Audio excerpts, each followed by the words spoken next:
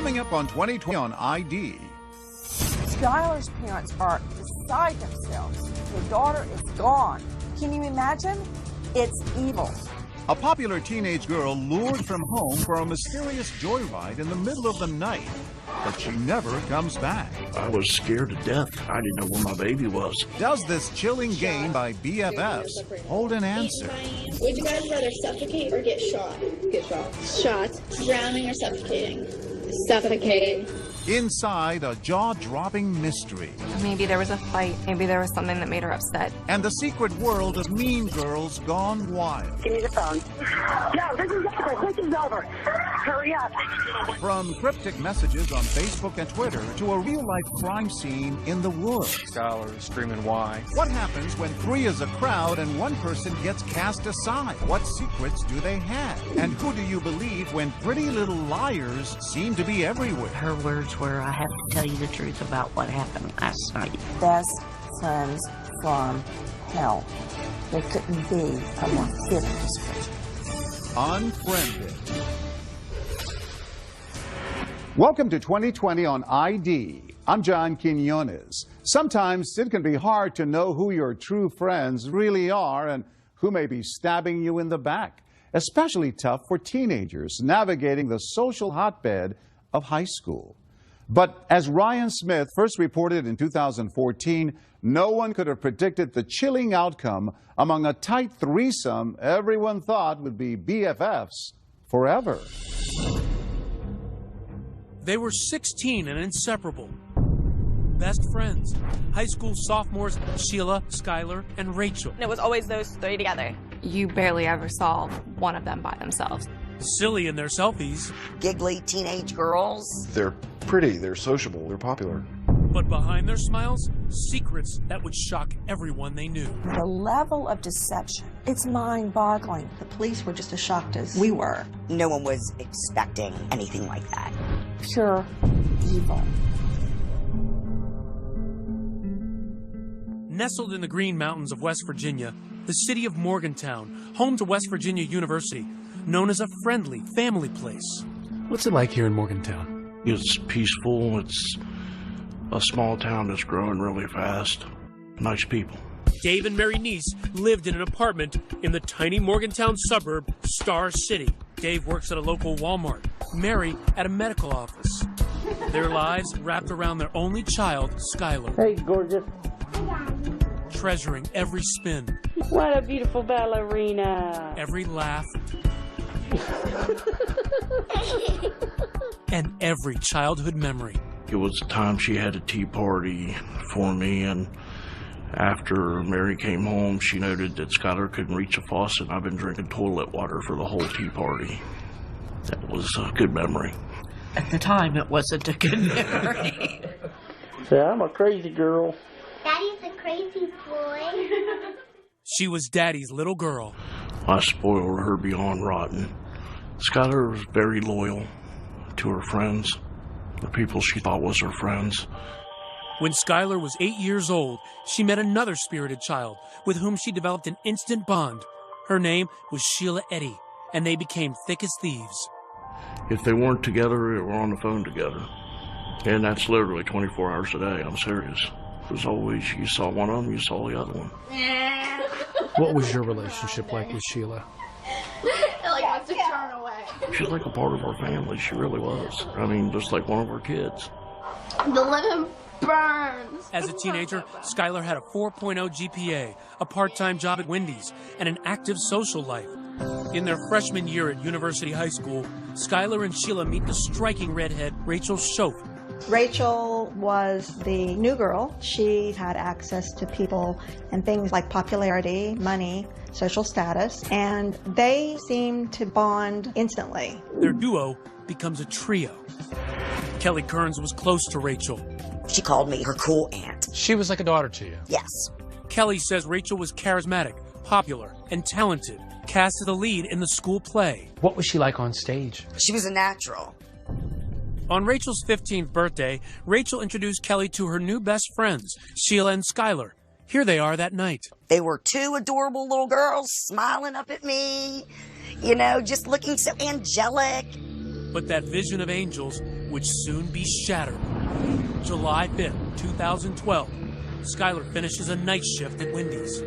Skylar walked through the door and gave her mom a hug and said, "I love you, Mom."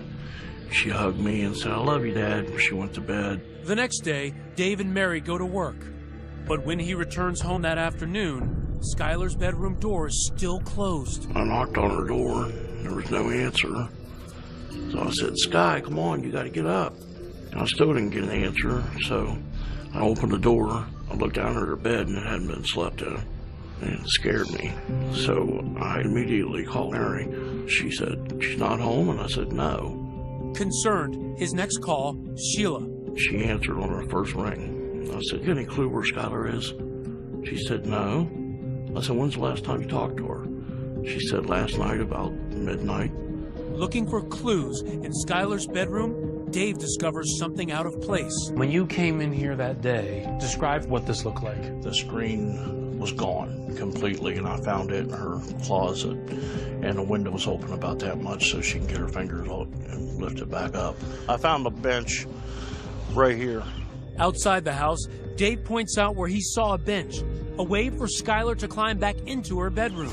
Then I knew, oh my God, she snuck out last night and she's not home. And then I started freaking. It's now 4 p.m., and it's time for Skylar's next shift at Wendy's. Skylar had never missed work, but today, she's a no-show. Wendy's called and said, "Hey, is Skylar coming to work today?" And I said, "Oh, Jesus." Mary said, "Call 911. Long County 911, do you have an emergency? I have a 16-year-old daughter who apparently snuck out of her room last night. She has not been home, hasn't went to work, can't get a hold of her from any of her friends. I am scared to death. Has she done this before? No. Just then, Mary gets a phone call from Skylar's best friend, Sheila. And what did she say? Her words were, "I have to tell you the truth about what happened last night." She proceeded to tell me that her, Skylar, and Rachel had snuck out the night before, and that they had driven around Star City, were getting high, and that the two girls had dropped her off at the end of the road because she didn't want to wake us up sneaking back in. I was scared to death. I mean, I didn't know where my baby was. It was horrible. Sheila and her mother come over and offer to help in the search for Skylar. We immediately went looking for her, going door to door, and we couldn't find her. But then, Mary remembers what will become a major key to finding Skylar's whereabouts. Mary said, "Oh, what about the surveillance? We got surveillance at our apartment." Their surveillance camera, intended to capture intruders, instead reveals this grainy image of that night. A car pulls up at 12:30 a.m., 30 minutes after Sheila says she dropped Skylar back near home. Minutes later, Skylar is seen sneaking out of the house. She slips into the car and disappears. What were you thinking when you saw her head flash on that screen and she's walking to that vehicle? For a second, I felt relief because at least I know she didn't get abducted or anything, you know. And it wasn't like she was pushed in. She willingly got in the car. What did police tell you that they thought happened? They thought that Sheila had dropped her off and Skylar came back home and then snuck out again. For Officer Jessica Colbank and Corporal Ronnie Gaskins, the video is their best and only clue. What were you looking for? Anything. Trying to get pictures of the tires, the rims, but it's just too grainy. And it just raised millions of other questions of who did she go with and where did she go? Next, a father frantically following every lead. I'd jump in my car and fly to the place they thought they saw Skylar. I'd go down to the supermarket and scream her name. What happened to Skylar? Everyone has their own theory. I thought something happened at home. She wanted to get away. Got drunk and fell and hit her head. Somebody maybe followed her home. Somebody's just too scared to tell us what really happened. Stay with us.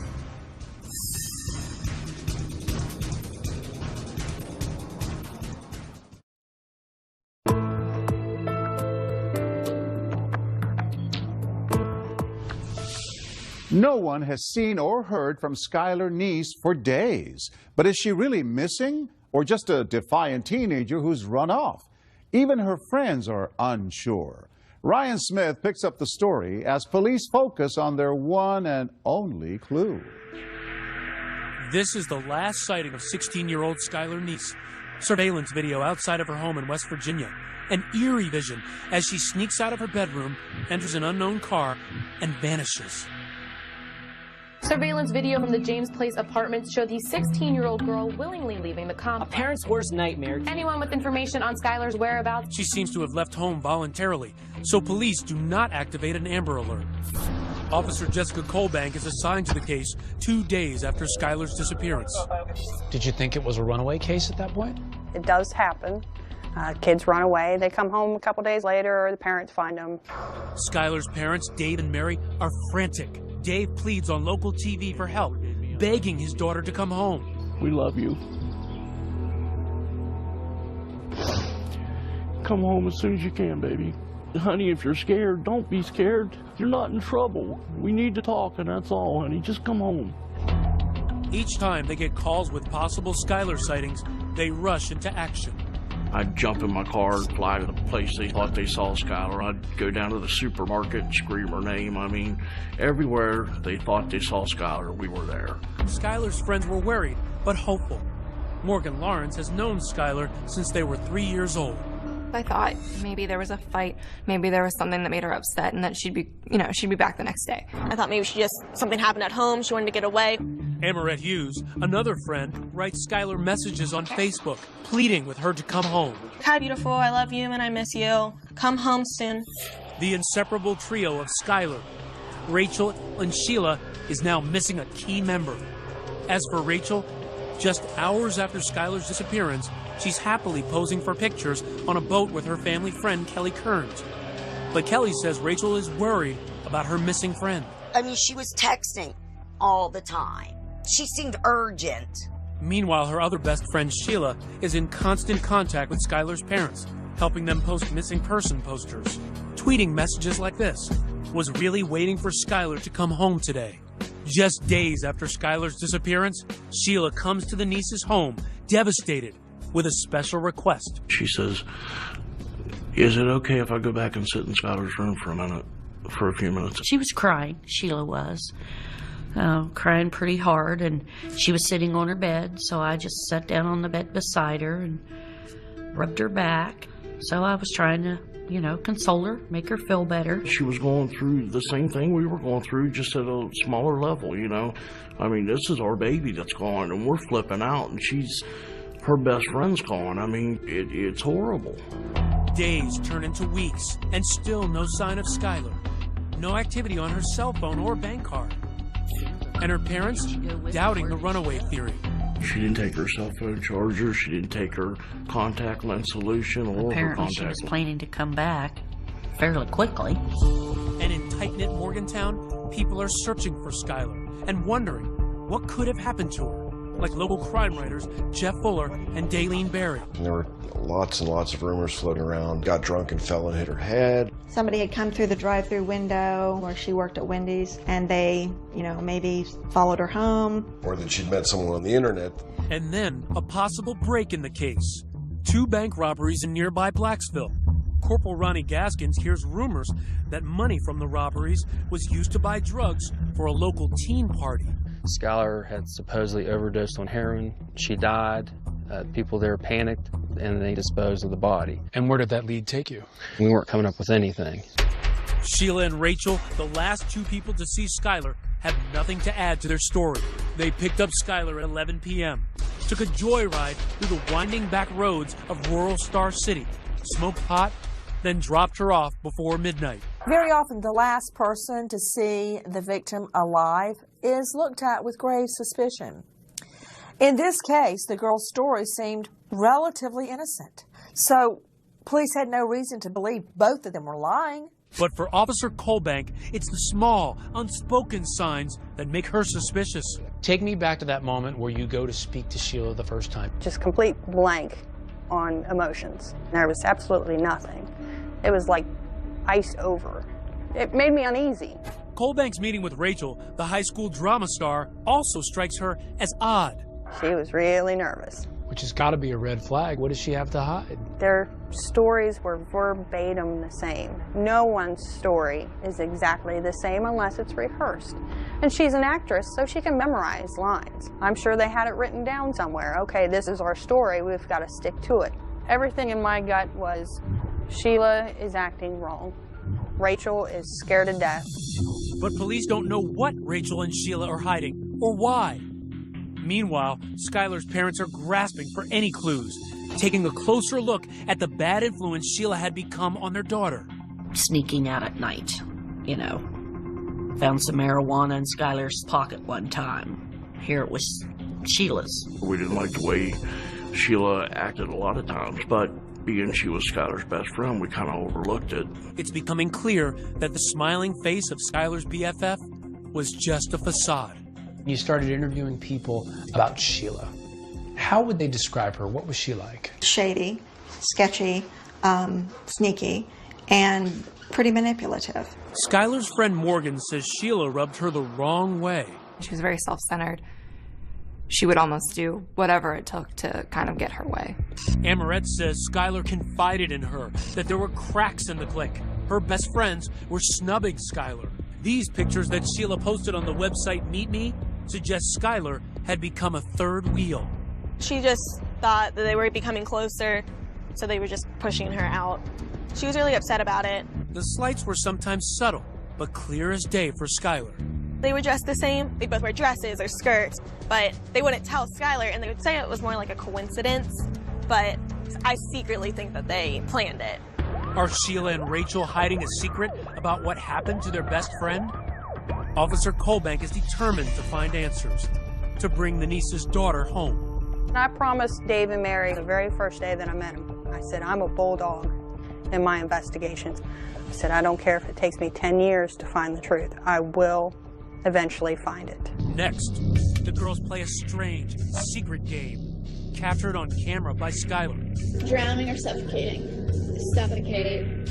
Where would it lead? Stay with us.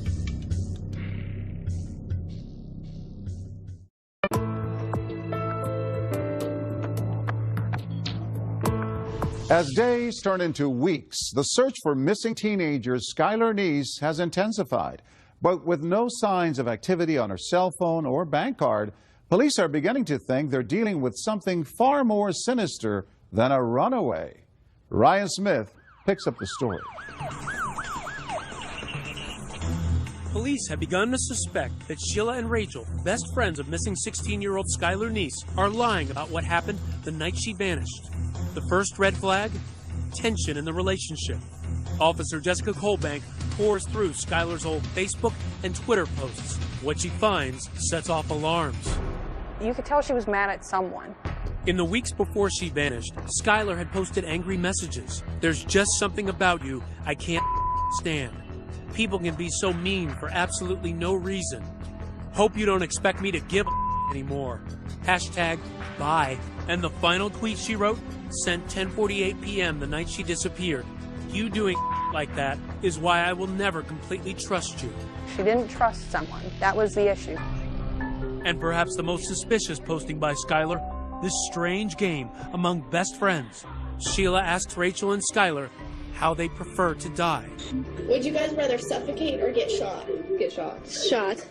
Drowning or suffocating? Suffocate. It's almost the same thing. I know, but it's not. And when police review Rachel and Sheila's cell phone messages after Skylar went missing, they note a curious absence. There was no mention of Skylar whatsoever. It was very odd. I mean, just based on, seeing Sheila's computers and her electronics, it's as if she just erased it from her mind forever. Skylar has been missing for months.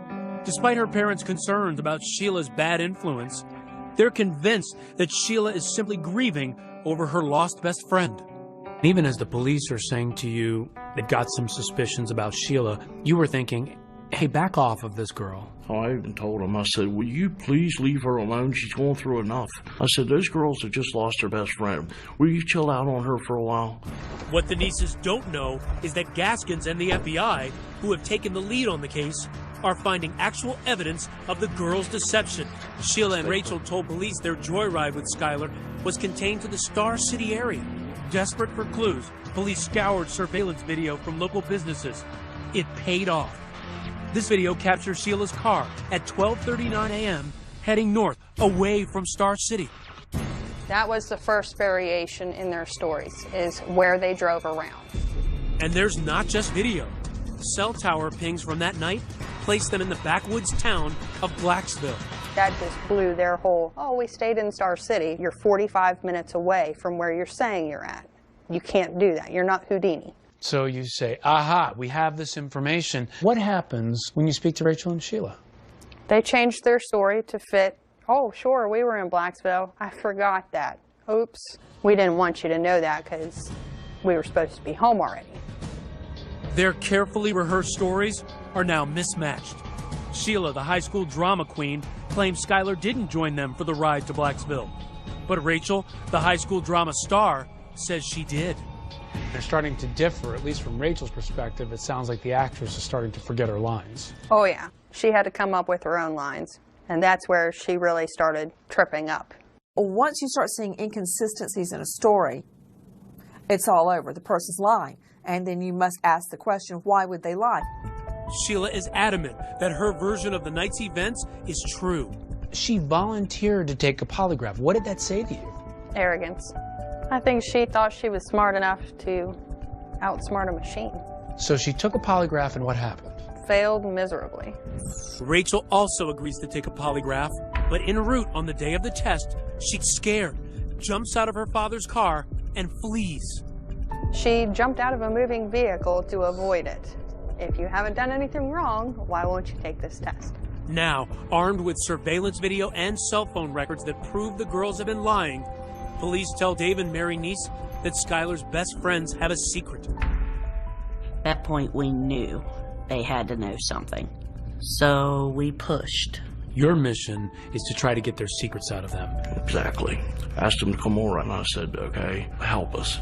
You know, if you're afraid of somebody, I promise you they'll never get to you. The Neeses start posting about karma on Facebook, writing that the girls need to tell what they know. Yeah, we hounded them pretty good. Yeah, we did. Their friends at school had picked up on it. Classmates and even strangers are putting pressure on Sheila and Rachel. Anonymous tweets like this one, "Pretty little liars keep on lying." So the town was starting to get suspicious. Right. There was a social media campaign building. They were harassed by a lot of different people online. They were called murderers. You could tell that the tide had turned and people felt like they were somehow involved, or if nothing else, they knew and they needed to come forth and say. And people were outraged that they weren't doing that. So they could put a lot of pressure on that police could not put on. Definitely all eyes were on Sheila and Rachel. You know, you can't be part of the trio and not have any clue what's going on. Kelly Kearns, close friend with Rachel and her mother, hears the rumors that Rachel is stonewalling police. I'd get a text from people, why isn't your friend's daughter cooperating? So I'd send Rachel a text, what the heck are you doing? Even those closest to Rachel are wondering, what is she hiding? He said, was Skylar alive when you left her? Yes. We didn't do anything to her. I think that in this situation, you cannot lessen the importance of peer pressure. Rachel seems particularly affected. As the lead in that year's school play, she is accustomed to adulation. It's like she was getting booed in a performance. It's that type of level of ostracizing her. She couldn't handle that. It seemed like Rachel was really losing it in terms of she was crying a lot at school. Kids saw that. And it wasn't crying for Skylar, where's my friend? No. No, there was a few places where Sheila was sort of crocodile tears on Facebook, but no, there's never any real hint of that. One night, almost 6 months after Skylar went missing, Rachel cracks, apparently having a nervous breakdown. Her mother calls 911. I have an issue with a 16-year-old daughter of mine. I can't control her anymore. She's screaming. She's running through the neighborhood. Give me the phone. No, this is over. This is over. Hurry up. Oh, God. She just gave me a block. Oh, God. Hurry up, please. Seemingly suicidal, Rachel is admitted into a local psychiatric hospital. What happens there has never been revealed. But immediately upon release, Rachel is driven directly to meet with police. She's just nervous, she was shaking, and the impression I got was, all right, now the truth's finally going to come out. Next, you'll never believe what Rachel tells police. This was something totally different from what you expected. It struck me as unbelievable. Skylar's last moments revealed. There was no accident. Man, this is dark and creepy. Just imagine these girls are out here after midnight. Stay with us.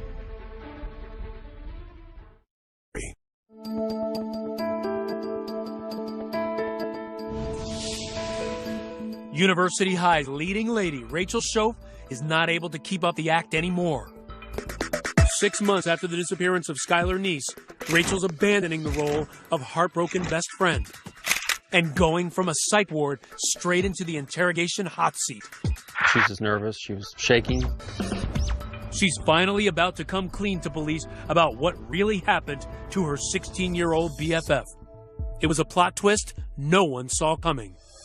The first words out of her mouth were, "We stabbed her." This was something totally different from what you expected. Took us a minute to kind of settle down. Okay, what do you mean you stabbed her? Rachel tells Corporal Ronnie Gaskins she and Sheila began plotting to kill Skylar months earlier during science class.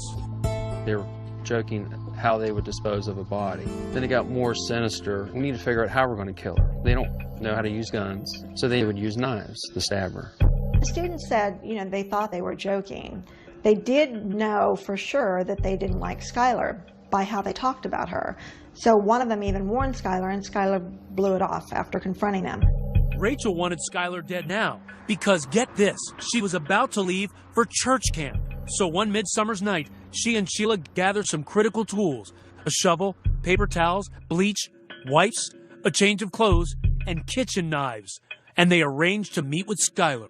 Remember this grainy surveillance video? Police couldn't make out the car.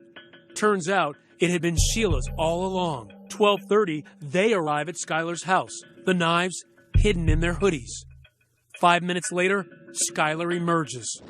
They drive out of Star City, past Blacksville, and across state lines to Pennsylvania, and into the woods of a town called Brave, where Skylar is about to face the fight of her young life. And they're driving on this road that we're on right now. Yes. And Skylar's in the backseat having no idea what's about to happen. She has no clue. Gaskins takes me back to the murder scene. Man, this is dark and creepy. I mean, Just imagine these girls are out here after midnight. And recounts what Rachel confessed. All three girls exit the car, and they walk down this road. The girls find a grassy area to sit and smoke marijuana. Skylar gets up and starts walking back to the car to get a lighter. That's when they execute their secret plan. Sheila and Rachel get up behind her and count.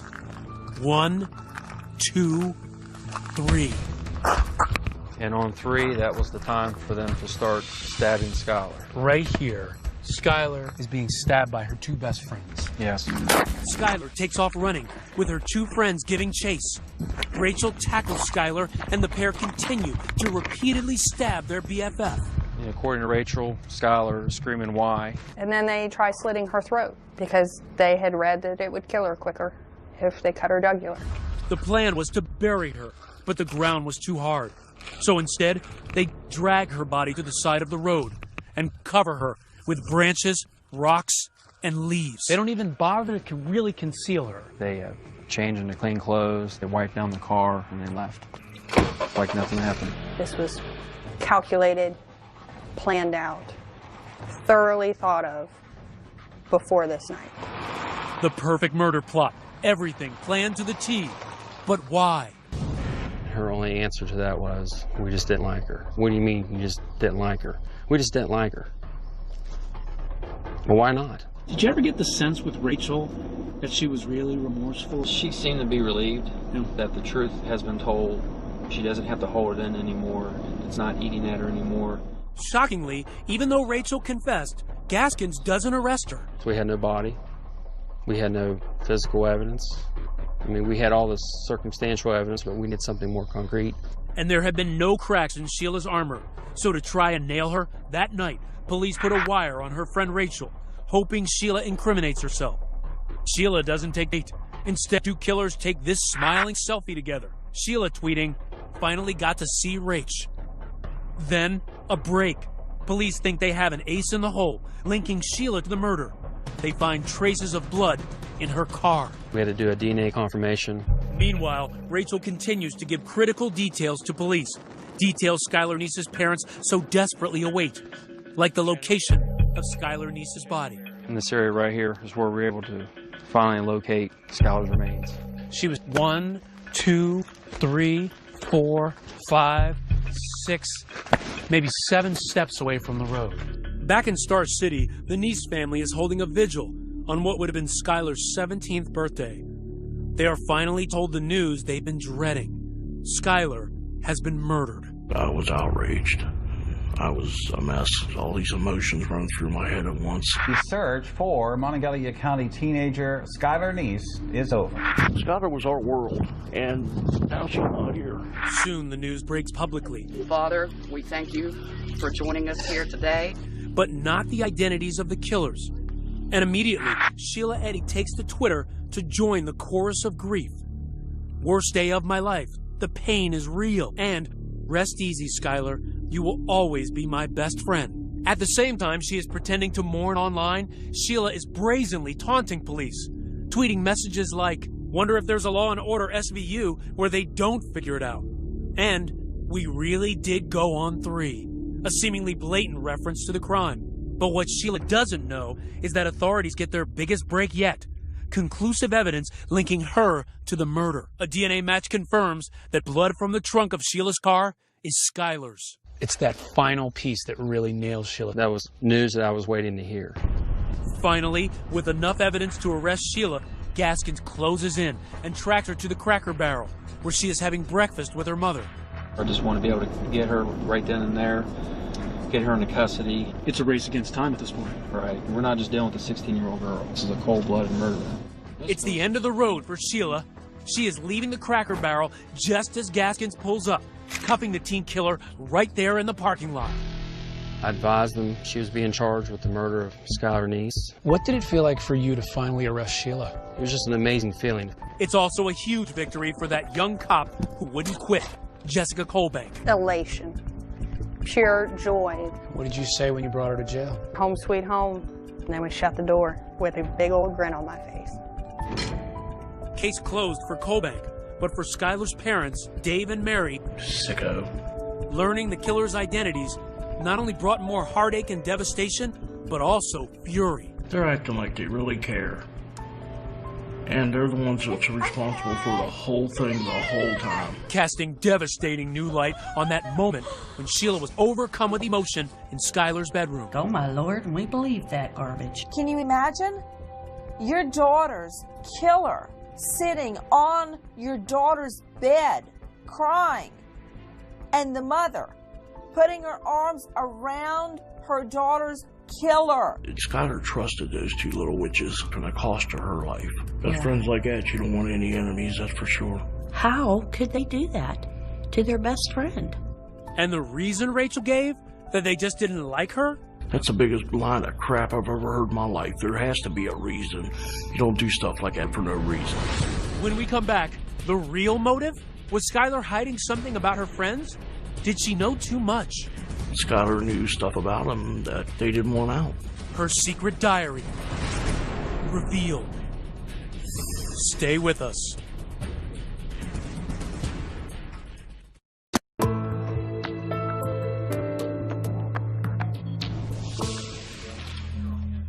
She's a killer nobody would have suspected. The fresh-faced high school senior, Sheila Eddy, smirking in her first court appearance. After months of secrecy, the truth is revealed. Skylar Neese's best friends, Rachel and Sheila, were actually her worst enemies. The shocking news? They had lured her into the woods and brutally stabbed her to death. The search for Skylar Neese is over. Rachel confessed. 2 teenagers implicated for stabbing a third friend to death. Many of Skylar's friends hear about it at school. It devastated me. I actually had to get up and leave class. If you don't want to be friends with someone anymore, you just delete them on Facebook. Like, you don't go and get rid of them. Kelly Kearns has known one of the killers, Rachel, since the day she was born, considering her like a daughter. When someone tried to tell me that they stabbed them, no way in heck. You couldn't believe that was your Rachel. You can't tell me these girls stabbed her. And it wasn't until I opened the paper when I saw guilty and her picture. Today, looking at the photograph of Rachel, taken just hours after she murdered her friend, Kelly is floored by that smiling face. What strikes me about this picture is I don't see anything on her face that reflects what she did. It just makes you feel, you know, what'd you miss? And at the heart of the wrenching questions, how could 2 teenagers kill their best friend? they say they just didn't like her anymore, which is typical of teens, but teens typically don't kill each other when they fall out of like. Daylene Berry and Jeff Fuller believe envy may be part of the answer. Skylar, on some level, probably represented to Sheila and Rachel what they lost or could never be, and that was her wholesomeness. She wanted to stay focused on her goals of going to college, becoming a lawyer, being a self-sustaining individual that gives back to society. And Rachel and Sheila had somewhere along the way, they lost that. And Skylar was a reminder of something that they weren't going to be able to accomplish. So it's almost a jealousy. Yeah. She's the buzzkill. Yeah, she's the buzzkill. I think it was because Skylar knew stuff about him that they didn't want out. Stuff, he says, that was hidden in Skylar's diary, where he says she wrote about a sexual relationship between Sheila and Rachel, which she witnessed at a sleepover at Rachel's house. Daylene Berry and Jeff Fuller describe the incident in intimate detail in the book they've written called Pretty Little Killers. Sheila and Rachel became involved sexually, it appears. Skylar was forced to watch because she knew if she left the bedroom, they had all been drinking and they'd all be in trouble. Several weeks after the sleepover, Skylar tweets, "I'd tell the whole school all the I have on everyone," which is a lot. Hashtag, if I could get away with it. Then, 1 month before she is murdered, there is another tweet from Skylar. "Just know, I know." Rachel and Sheila had formed some type of a sex relationship that they believed Skylar knew about it and would ultimately tell everyone. But the nieces say that Skylar never would have acted on the veiled threats. She had a lot of gay and lesbian friends. It didn't bother her. Now, she didn't care if you were pink, purple, yellow. That was just Skylar. Why do you think they killed her? For the thrill of it, to see if they could get away with it. I feel that they had a strong dislike for Skylar, so it's fitting they stabbed her in the back. A year and a half after the murder, Rachel faces justice. She pleads guilty to second-degree murder, a lesser charge based on her cooperation. Finally, in court, she directly addresses the Neese family. I'm so sorry. I don't know if there's a proper way to make this apology, because there are not even words to describe the guilt and remorse that I feel each day for what I've done. The person that did that was not the real me, not the person I am, not what I'm made of, and not what I believe in. Rachel's mom weeps as she listens. Again, I'm so sorry, and I pray each day for everyone involved, and I pray each day for forgiveness. She can take her apologies and everything else and sit on them because that's about what they're worth to me and my wife. She has done nothing but make our lives a living hell since this day one. And she's sorry because she got caught.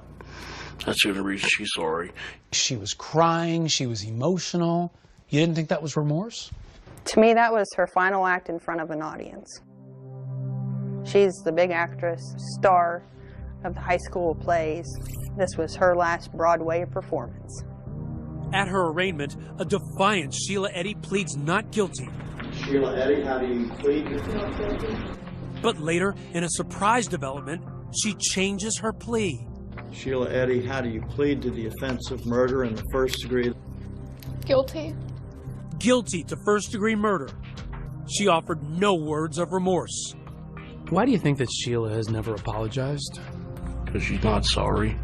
You don't apologize for murdering somebody in cold blood because she meant to do it. It's a good thing she didn't give an apology. People think it's horrible because she didn't. I commend her. Don't stand up there and lie to me and tell me you feel guilty.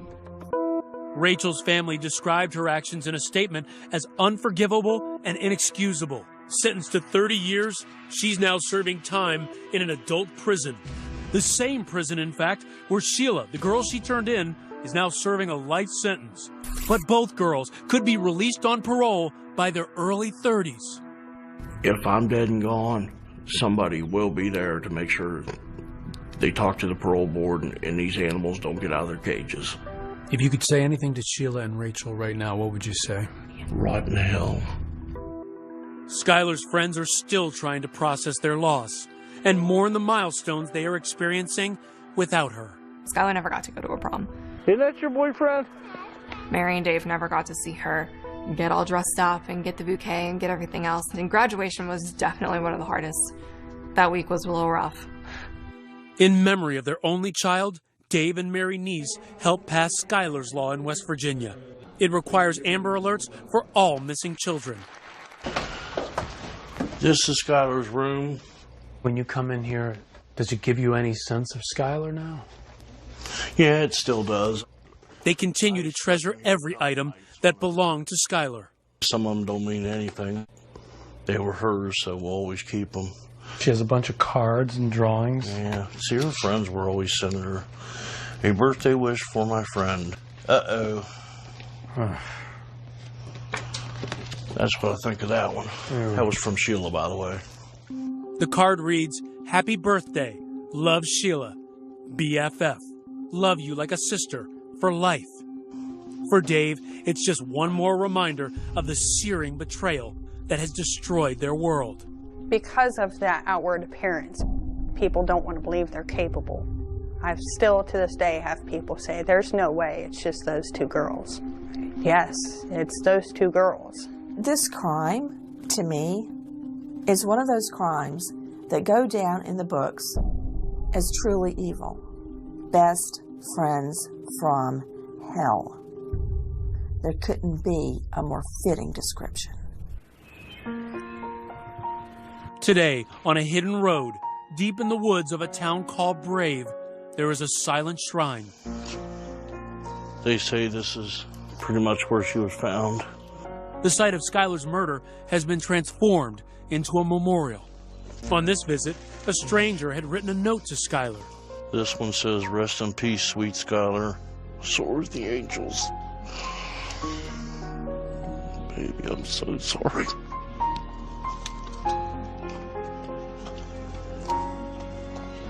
If there's one lesson to be learned in here, and one lesson only, know who your friends are. Dave and Mary Neese moved from the apartment building where they were living. They say it's just too painful to remain where Skylar once lived. As of 2015, Sheila Eddy and Rachel Schultz both remain in the same prison. I'm John Quinones. Please join us next time for another edition of 2020 on ID.